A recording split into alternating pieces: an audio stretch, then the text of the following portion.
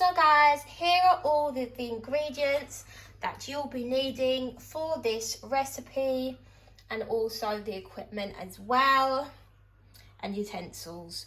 So you will need 50 milliliters of milk. In this case, I've used oat milk because I don't use cow's milk, but you can go ahead and use whatever milk you shall want. We have some icing sugar for the icing, some toppings for the icing. These are just the Roundtree's, fruit pastels, but obviously you can use sprinkles. I didn't have any sprinkles and I'm just using everything that I have in my cupboard, so I just picked these instead. But I love these fruit pastel sweets, so I think it will work well, to be honest with you.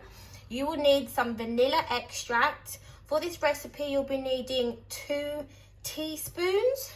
You'll need 4 large eggs. You'll be needing some baking powder for this recipe. I'll be using 1 teaspoon of baking powder. You'll be needing 200 grams of self-raising flour. You'll be needing 200 grams of butter. And then you'll be needing 200 grams of sugar. You'll need a mixing bowl, of course. This is clean, that's just a stain in it, by the way.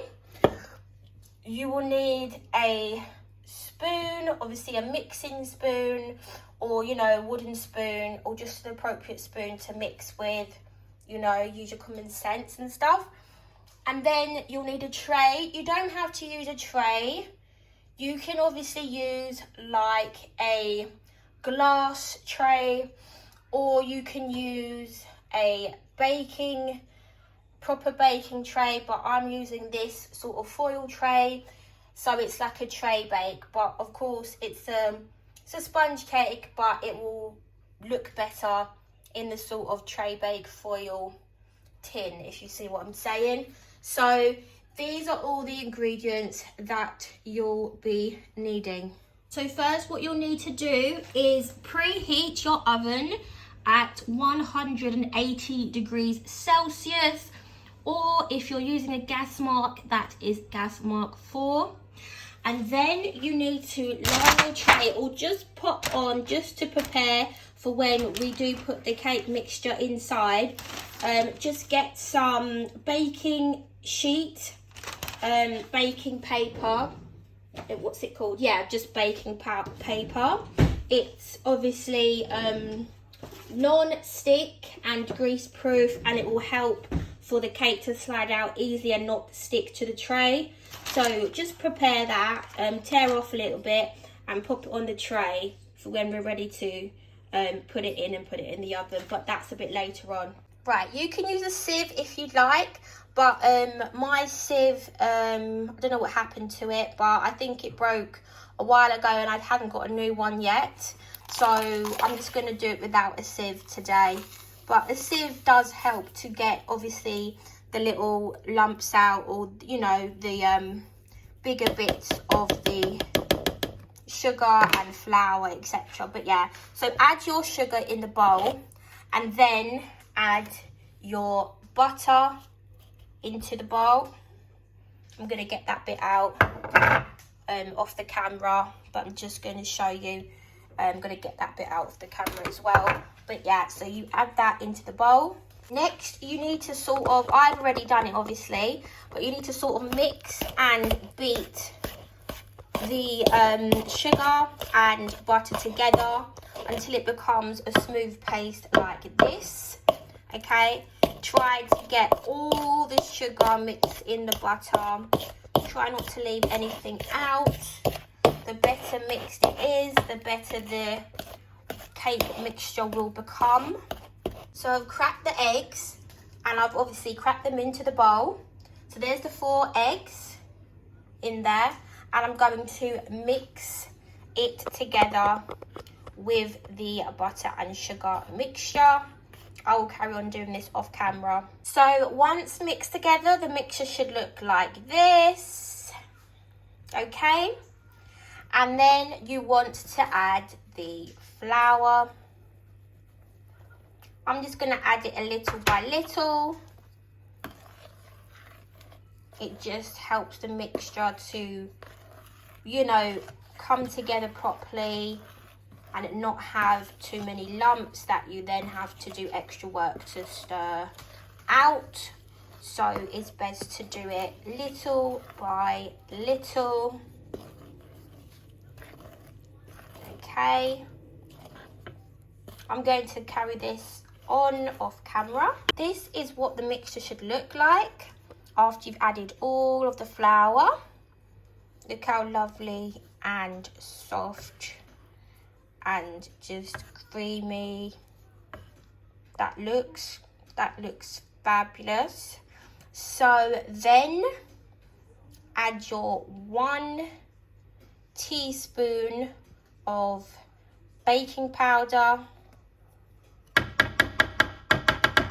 and mix that in. Next, you want to go ahead and add the 2 teaspoons of vanilla extract. I've already added 1, so that's number 2. Mix that in.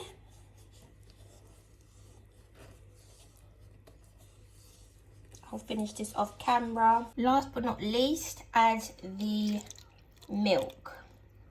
Okay, and that's the last thing we're adding to the cake batter mixture. I'm going to mix this in and I'll finish stirring it off camera. This is what the batter looks like, but I've just realised that the consistency is a bit too wet for some reason. It should be sort of, it shouldn't be running off the spoon. It should be sort of plopping and dropping off the spoon. I know that rhymes, I didn't do that on purpose.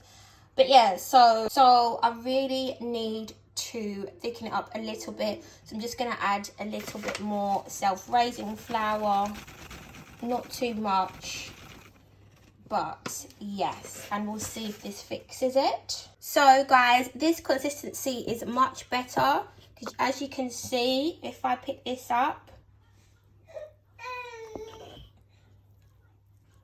okay baby,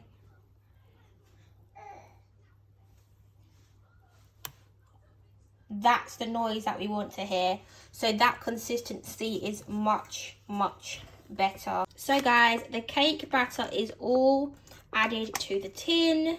So now I'm just going to spread this out nicely. Make sure it's in all the corners, nooks and crannies, and just looks nice and smooth. So guys, this is the cake mixture inside the tin. It looks absolutely perfect.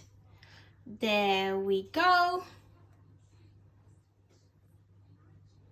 And it's ready now to go into the oven. So guys, the cake is now out of the oven. It has been baking in the oven for about 40 minutes. You need to bake it for 40 to 45 minutes sort of thing. And to tell that it's cooked, you need to put a fork inside, take it out, and if it comes out clean with no batter, then you know that it's cooked. And a test to also do is to take your finger and press it. If it bounces back up, which it is cooked. So we're going to let that cool down now before we add the icing. So that should need up to sort of an hour to cool down.